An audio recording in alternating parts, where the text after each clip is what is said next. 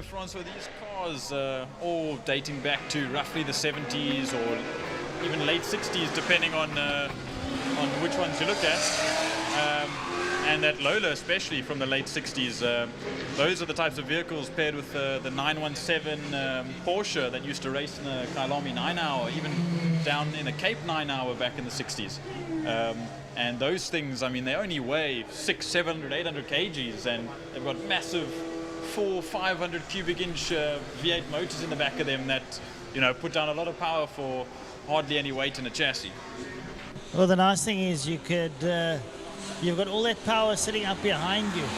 So you're getting hurtled forward at some phenomenal speed, and you get a bit of tunnel vision, and suddenly that's a corner coming up. And you got to sort of get out of your seat again, stomp on the brake pedal to try and bring it under control and start squirming under you. And you get that feeling of it's not going to work. And then suddenly it all comes together and you just sort of creep through the corner, go down through the gearbox. And the gearbox is very difficult. Some of them might have the shift. They got gated or alongside you, the stick shift. There's a lot of dynamics in racing cars, especially the single seaters. I mean, there's no space for anything. You got your little gear shift here and a little next to the bodywork. Your hand barely gets around the gear lever, and then you still got a sort of a 6 or a 5-speed gated box which you got to work through and all that.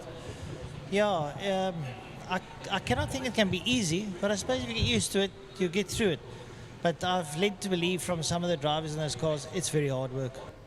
I'm sure these things back in the day were obviously a handful because, I mean, as you say, with it being such a tight space, and I mean, in this Lola, you could probably fit 2 people in there, but with their little monocoque chassis and things, and having these tiny shifters next to you, I'm sure these guys are fit enough to feel no cramps the whole day after sitting in a tight cockpit and in sweaty leathers and. Well, the thing is now they're doing a parade lap, so they'll be very relaxed. That's the nice thing. It's you're idling around, so it's nice. But during a race day, I mean, I can imagine doing a Le Mans 24-hour. Your right hand has got to steer. Your elbow's up because you've got a console that sits this high up next to you, and you still have this little gear knob you've got to play with. It's also, it's not movements that your body wants to do. And then you get out like after 2 hours in that car and you can't understand why you can't lower your arm because something has gone into spasm in your shoulder because the shoulder's been up all day. It's difficult and it's cramped. You sit in a very sort of semi-elevated position. Your feet are constantly playing pedals. I mean, I play pedals for 8 hours a day, and at night then I get this delirious cramp in my calf, and my foot wants to do a twist on me. And I can imagine, like you say, fitness was obviously cardinal to these guys when they went racing. I don't think the man on the street realizes how fit a racing driver has to be. You go and look at Formula One or at karting, what the rigorous training they go through. It takes a lot out of you. It really does. Yes, the thing is you've got to create muscle and cartilage memory, so that when you do perform these actions, that your body doesn't reject the action and you then later on start cramping and stuff. And you've also seen from football and stuff, it doesn't matter how fit you are, your body rejects, it rejects. You can imagine doing 220 down the Valzaan straight. There's a beautiful right hand on the way to you and now what do? You've got to sort of get through it, and they do. And that's the nicety. Having a look at these cars out here, Formula 2, Formula 3000, Formula 5000. I reckon in the day, it must have been difficult. Yeah, we see cars coming up there and so we're having a little bit of... Look at the screen.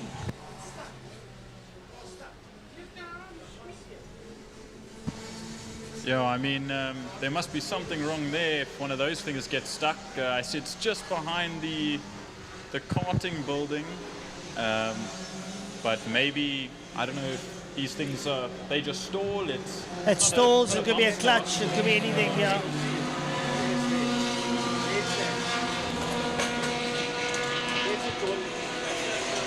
So there's a car stuck behind the FTW building coming out of the exit of holes.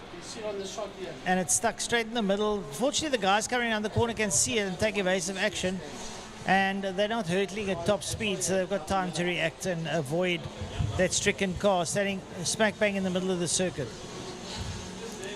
Some lovely cars out here today for you people to have a look at and enjoy. It's not something you see every day, and like we said earlier, checkered flags come out for this presentation lap, exhibition lap, whatever we want to call it. We're very blessed and fortunate to see this. Not everyone has the privilege of seeing these kind of cars every day. Yeah, I believe it's that classic Formula Ford, the wingless one. I think that's an ex-Jan Lammers car. Could be, you know, a clutch issue, or just maybe the car's just died, but it's in a bit of a dangerous position. But I see they've just thrown out the checkered flag for this parade. So everyone will make their way slowly back to the pit lane, and I'm sure they'll get that sorted out before the next race.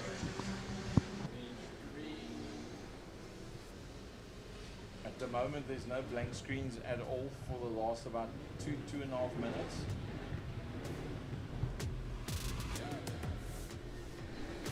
You know, Francois, I want to ask you a question on sports cars compared to Formula One cars. I mean, especially of the day.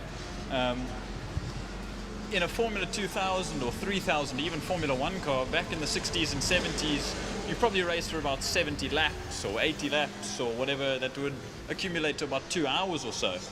But if you compare that to the Lola or even the GT40 that's in the classics, that used to run in the 24 hours of Le Mans and Daytona and Spa and everywhere around the world, do you think that the fitness and the ability to drive over a long period of time actually, do you think they're similar, or do you think one actually overcomes another series? I don't particularly think so, because if you have a look at a 24-hour race, most drivers are anything between 90 minutes and 2 hours. And like you say, Formula One's 2 hours. If you have a look at Formula One, when they get out of the car, they go with their wet towel and their ice water. Their recovery is pretty quick because they're fit, their fitness, they recover quickly. And if you chuck them into a car 2 hours later, they probably drive exactly the same. So I don't think it's that level of fitness. However, there's one factor in a 24-hour that tends to bite you where it doesn't want to bite you. It's called sleep. Your concentration levels go. That's where you're going to have the fight. Not so much the physical level. The physical is easy. You can maintain the physical level. But that concentration level, you're tired.